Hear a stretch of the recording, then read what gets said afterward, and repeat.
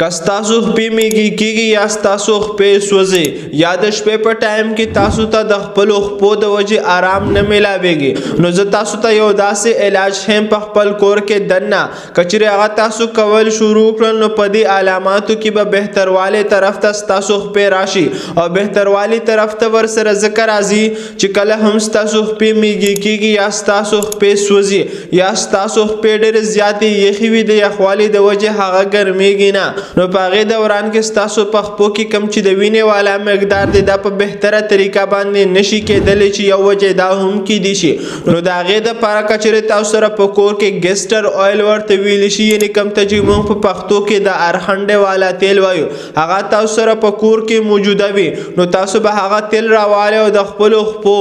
به 10 منټه مساج وکړي په دې تیلو سره چې د دې سره ستاسو په خپو کې دننه کم رګونه دي په هغې کې د وینې مقدار بهتروالی طرف ته راځي او پریشر یې ورسره تیزیږي چې د دې سره ستاسو په خپو کې کم د علامات وي دا ورسره بهتروالی طرف ته راځي او تاسو ته آرام ترېنه میلاویدی شي دا به هغه زنانه نه استعمالوي کومه زنانه چې په خېټه باندې حمل لري یا هغه انسان به هم نه استعمالوي چې هغه په خپله سرمن باندې دا تیل ولګوي او په هغې سرمن باندې د الرجي والا علامات راولي یا خارخ راولي یا ډېره زیاته سره شي نو دا انسانان به نه استعمالوي نور تاسو هره شپه استعمالولی شي او د خپلو خپو مساج پې کولی شي